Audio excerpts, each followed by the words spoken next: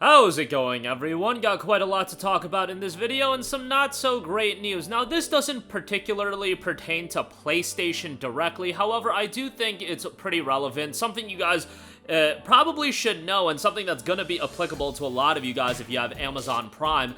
Amazon Prime Video will now start including limited ads starting in January. A new ad-free option will be available, but obviously, you want to go ad-free, that's going to cost you extra.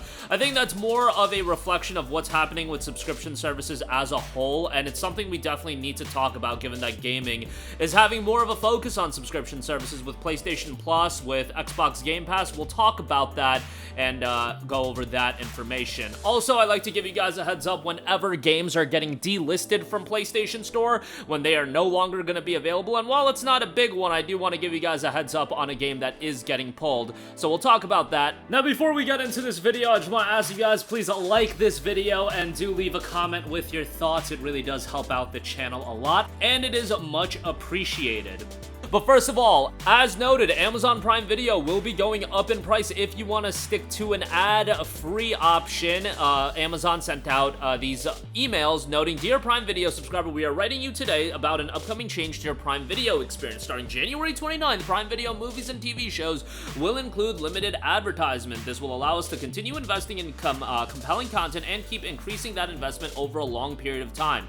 We aim to have meaningfully fewer ads than linear TV and other streaming TV providers." Like, obviously, if they had a similar level of ads as linear TV, that would be absolutely egregious, given that, those are like 2 to 3 minute ad breaks that linear TV has. Like, yeah, bro, you hit me with a 2 to 3 minute ad break, you're getting turned off at that point. But nonetheless, other streaming providers, they are, varied as far as ads. Like, I know Peacock has a ad enabled option, and from my recollection, those ads aren't crazy, and a lot of services these days have their ad-enabled options, and then a higher tier with no ads. Hulu as well has an ad-free option. We will also offer a new ad-free option for an additional $2.99 per month that you can sign up for.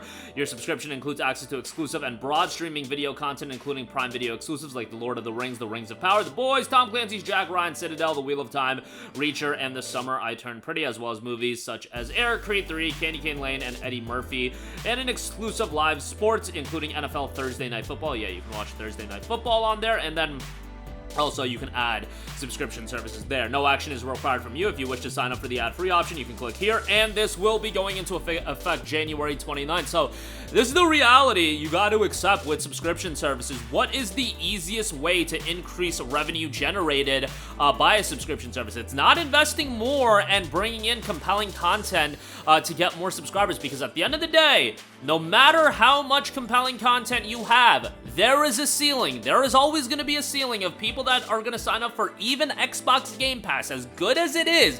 No matter how much quality content you offer, when you keep pushing and you keep pushing and you keep investing and you keep investing, yes, you're offering something great to the consumer. You're offering a lot of games like Persona 3 Reload, Lies of P. These games are going to satisfy a lot of people, but at the end of the day, there's X amount of gamers in the world. If you offer Persona 3 Reload on Xbox Game Pass, it ain't gonna get Joe Schmo that isn't into video games to sign up to Game Pass. It just ain't happening. But once you hit that ceiling, and obviously you can go up, you'll go down, there's a little bit of a churn, that's always gonna happen. What is the easiest way to increase revenue, though? It's to increase price so you can get more money out of the consumer and your hardcore subscriber base. Like, that base subscriber, you need to get more money out of them. That's why PlayStation Plus went up in price, even if that price increase is absolutely egregious, which I talked about over and over again. That price increase was egregious. They offered you no value proposition increase. It was terrible.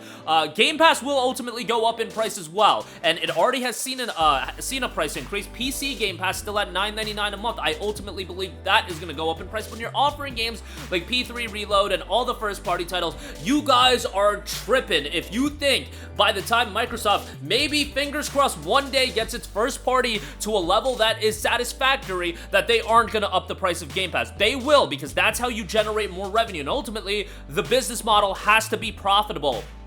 And it's one thing, it's the same story with every subscription service. You price that thing low, you get as many people in the door, you offer free trials, 3 months free here, 3 months for $1 there. Everybody sign up, put your credit card information in so we have that saved and you can sign up easily. Hopefully you forget to re-sign up, but ultimately, the free trial offers will lessen. Ultimately, the deal offers will lessen. Ultimately, the price will increase, and the value proposition either slightly increases or it stays the same, or in the case of PlayStation Plus Extra and Premium, it goes the hell down given the recent catalog update. So that is the story with subscription services in totality. You have to accept that. There was a time where Netflix was, what, $8 a month and you got a slew of great content? That ain't the case anymore. There was a time where password sharing was super easy with Netflix as well. That ain't the case anymore, so that's the deal with subscription services. They're gonna do everything they can. When a new subscription services launch, they're gonna do everything they can to get your foot in the door, offer you free trials, offer you this, that.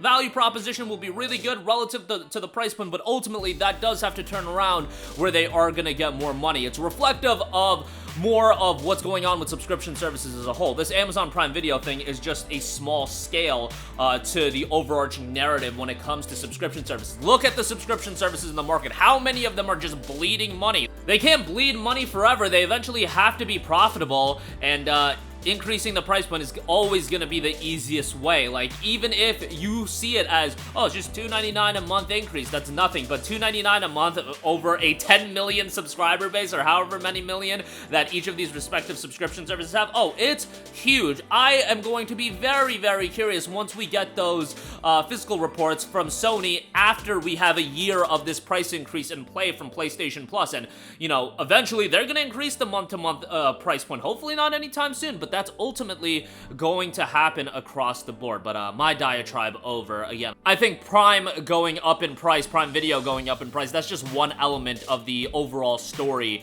of subscription services in totality. So take that for what you will. But I do also want to quickly note, and this is something I want to be on top of every time it happens, but there is another game that will be getting delisted from the PlayStation Store, and that is Bill and Ted's Excellent Retro Collection. That is available for $9.99, and yeah, it will no longer be available after January 1st. Not too familiar with what this is, to be perfectly honest. Two games based on the two bodacious dudes of movie fame, Bill and Ted's Excellent Video Game Adventure and Bill and Ted's Excellent Portable Adventure. So I'm not gonna dissect what these games are. If you know what they are, more power to you. They've got a total of 9 PSN reviews, so yeah, they're gonna be gone forever. So if you want them in your library, go buy them. Obviously, after you buy them, they are yours to own, and you'll be able to delete them, re-download them, unless something happens, like the Discovery content getting pulled, but then they went back on it, but it's still gonna expire in 30 or so months, or I believe that is the case. So it's gonna be available for at least 30 months. So eventually,